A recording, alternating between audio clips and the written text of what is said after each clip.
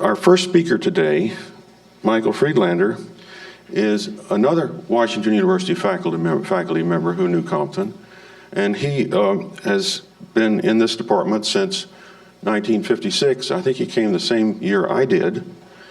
He got his PhD from after receiving a bachelor's degree from Cape Town.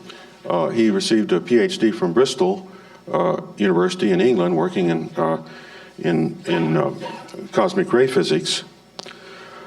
He has been at Washington University since 1956, and he served as interim chair of music from 1984 to 86. That's quite unusual for a physicist. He was a Guggenheim Fellow, and he spent a year at Imperial College in 1962-63. He has had many teaching awards. He had an outstanding career in cosmic ray physics and infrared astronomy.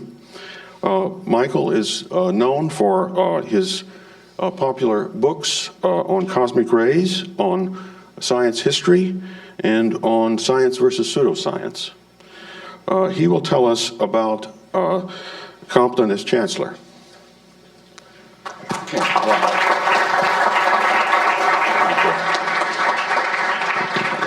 I'm grateful to John for a very gracious introduction.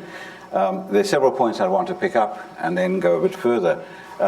He read from a letter that Compton wrote to Chancellor Hall in 1920, but there's another line in the letter which says, "I wish to thank you for your letter, notifying me of my increase in salary to $4,200. That was an enormous salary in those days. Take the scale factor and think about it. That's the hint to the administration of what people should be paid today. This was a remarkable man in many ways. Imposing in appearance, and you alluded to Dean Langsdorff. Dean Langsdorff was Dean of the School of Engineering. Compton went on from here to Chicago and carried out major surveys, worldwide surveys of cosmic ray intensity, and this is where he was known during those years. Now what I've done is to put together a display which you'll be able to have a look at later when we have the reception.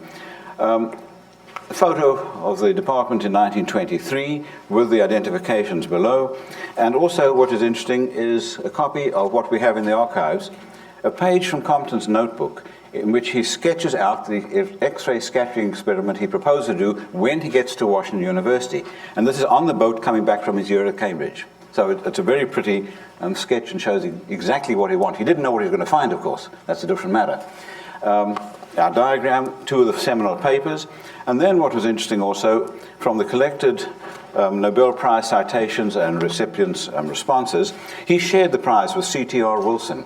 Wilson was the person who took a natural phenomenon, which is the creation of clouds, condensation of vapor in his native Scotland, asked what is the physics, and ended up by producing what we call the cloud chamber, or the Wilson cloud chamber, which was much used in cosmic ray work and in particle work in the old days as well. A happenstance, an inquiring, inquisitive mind, and suddenly we find something as well, as with Compton, who took advantage of what he suddenly found with his experiments. We have another paper here, front page of Time, 1936.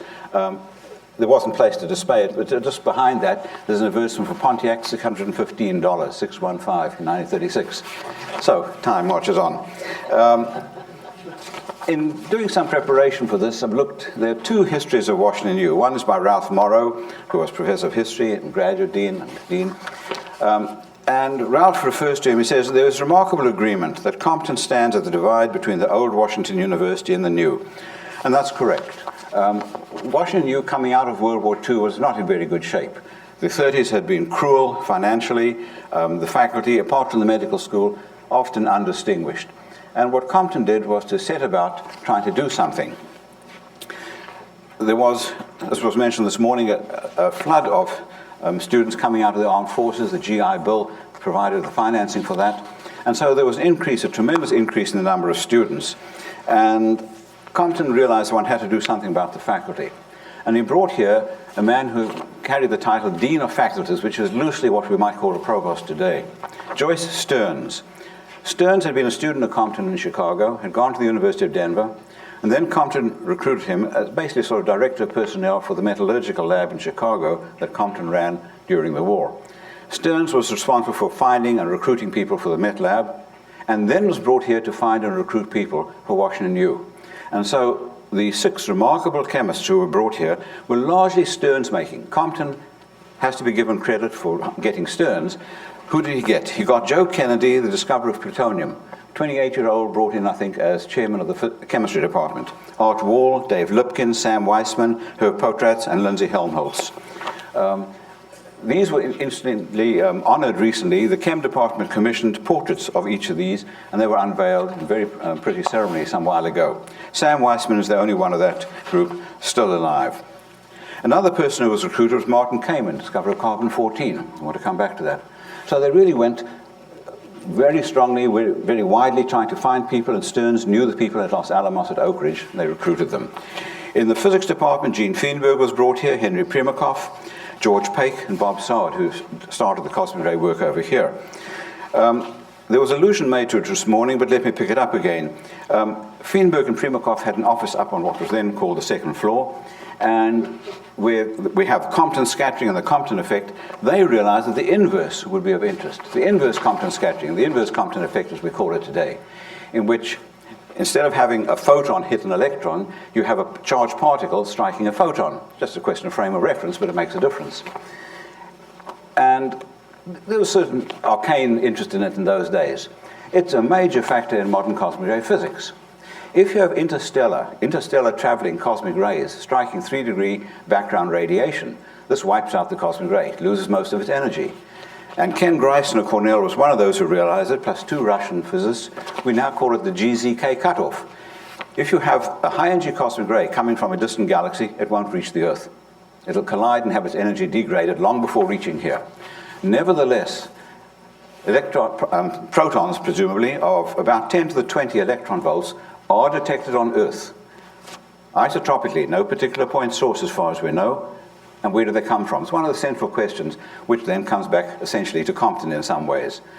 It's a major headache in cosmic ray physics. So, another connection with Compton over here. The School of Medicine had been very widely known, and that was true. It continued, and Compton made many appointments. If you look at Ralph Morrow's book or Candace O'Connor's more recent book, you'll find names, specific people who are mentioned over there. So they set about trying to build up, particularly on the hilltop, but also in the School of Medicine. Compton had many ideas. He was concerned with the undergraduate curriculum. Under Hutchins in Chicago, where Compton had been a dean, there was what was called the basic college, a commonality of courses taken by all undergraduates. He tried to introduce this here. Apparently it lasted for about half a dozen years. It was not wildly successful with faculty, students also. We have remnants in what we used to call the distribution requirement, so that people in College of Arts and Science, or liberal arts as it was called, are required to take a range of courses and not be narrowly focused, as is true for the English universities, for instance. And that is still a good feature, and it's very widely followed. He introduced in 1948 the codification of the tenure system. The role of faculty, protecting faculty, is enormously important to provide them the independence, the security, to be able to explore unpopular ideas. And the tenure system is really the rock on which that is established. And Compton realized that there was not a well-codified tenure system, and so the date I can find is 1948, in which that was settled over here. Now, it's been modified over the years. The present document dates from the early 70s, but nevertheless, we're fortunate. He also revitalized the faculty senate. The faculty role in governance is of a major importance. Our faculty is deeply involved. The administration works with the faculty on many issues where it's appropriate. And again, we can date the faculty senate revitalization to Compton's years. Compton had a broader range of interest, and I'm told that he brought this one from Chicago also, that every Wednesday in Graham Chapel there should be a lecture of general interest, bringing invited speakers, not from the campus, but from outside, people who have something to say and you hope you'll attract an audience. The Wednesday lectures have been successful, and we draw a remarkably wide range of people coming to the campus. What Compton decreed, and unfortunately that has been eroded, is that there should be no scheduled classes on Wednesdays 11 o'clock till 12. With the Monday, Wednesday, Friday schedule, more undergraduates, more courses, more of us talking more, what happens? The answer is there are scheduled classes. Nevertheless, it would be nice if we got more students to come to the Wednesday talks. And I think it's an ornament on the campus. The university has to put out money. The quality is variable. Some people who come to the campus do a good job on the Wednesday, and others you wonder why we invited them. but that's the way it is anywhere. Now, in that connection, we have a memorial lecture, the Arthur Holly Compton Memorial Lecture, given annually. And it's my privilege to chair the committee that brings these people here. We've had a stream of people, Nobel Prize winners, Murray Gell-Mann, Sidney Brenner, and others, and they've spent time with the students, so it's great. The original money came from James McDonald of McDonnell Douglas, who also was generous to the physics department for our new building, what used to be new, the Compton Lab. A friend of Compton, William Ferguson, put up the money for what were called the Ferguson Lectures, and these are both supported by a single endowment. We're able to bring people in who have something to say. Just a bit of advertising. In February, we will have Steve Squires from Cornell, who is the PI on the Mars rover experiment. You may have seen him on TV or NPR. I gather he's a very articulate proponent of that kind of research. Wonderful results. Our Ray Arvidsson is a co-PI. So Squires will be here in February. We're sticking our necks out with the Ferguson Lecture. In March, we'll have Eugenie Scott. In the gigantic debate on intelligent design, Eugenie Scott is one of the prime people going out and attacking this idea of intelligent design, which people would impose upon the curriculum wherever evolution is even breathed, never mind mentioned. And she, I gather, is a vigorous speaker, so look for an announcement for March. But we do have these. The Compton Lectures were established in the mid-60s, soon after Compton passed away. Again, we had McDonald money for it. And one of the early speakers was Karl Popper, one of the prime philosophers of science of the century. I think it's unique. His lecture, this is more than he could have even read in Graham Chapel, was reprinted as a booklet. I don't know how widely this is cited, but I came across this while rummaging around things that I hadn't thrown away. And it's interesting reading. This was a man of great depth. But this is the caliber of people we're able to entice here, again, in Compton's name. We can bring in anybody. We've brought in Crick, we've brought in Watson, we've had Freeman Dyson. The name Compton has a certain grandeur, and we can bring in speakers to memorialize that, and that is good. It was mentioned this morning that in 1952, during Compton's tenure, the campus was finally desegregated. This isn't a simple story.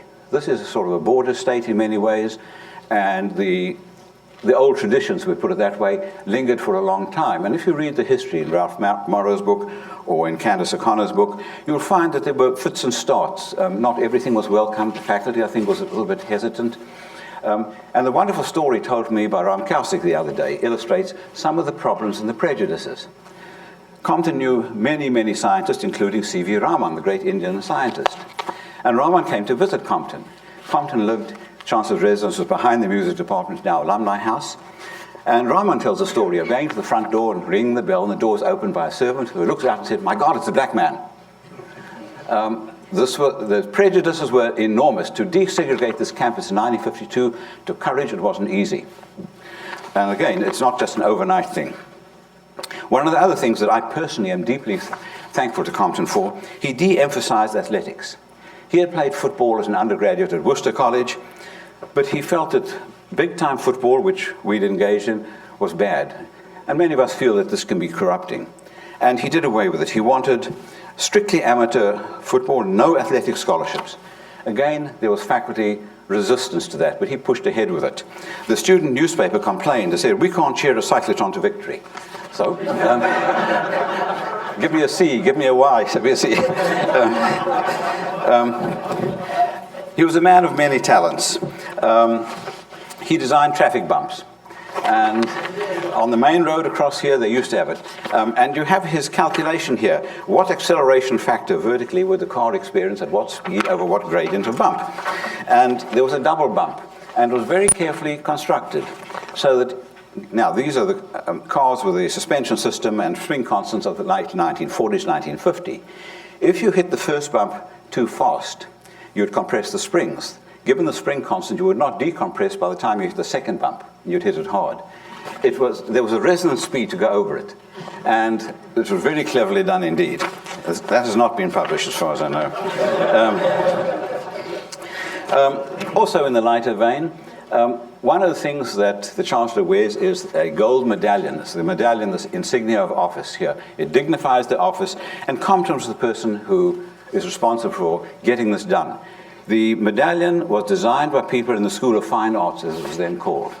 It's a gold medallion designed in the School of Fine Arts. The gold medallion was cast in the School of Dental Medicine.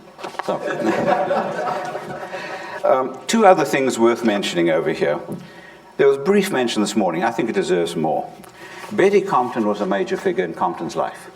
She was around. She was on all occasions over here, giving him enormous support. He refers to this in his writings, and it's fair to say, I think, that she played a major role in his life. We should remember her as well. And then finally, the matter of integrity. I mentioned Martin Kamen. As with many other people, Kamen had problems because of his alleged affiliation or sympathy for communism.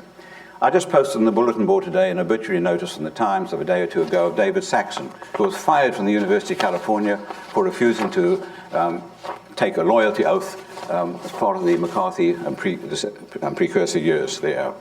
Martin Kamen had had many problems, challenging his political affiliations, and Compton supported him. And in a footnote, the book that Marjorie Johnson, his secretary, edited, The Cosmos of Arthur Holly Compton, Martin Kamen had this to say: "The moral courage needed to sustain adherence to ethical principles of fair play and justice is possessed by few individuals. Even few are also gifted intellectually. Arthur Compton was one of these very few." This university has been blessed with the caliber of the chancellors we've had. We really are truly fortunate over that way. So it's a great pleasure for me to be able to make these remarks. Please, at your leisure, come up and have a look at these, and we have a distinguished speaker to follow me. Thank you.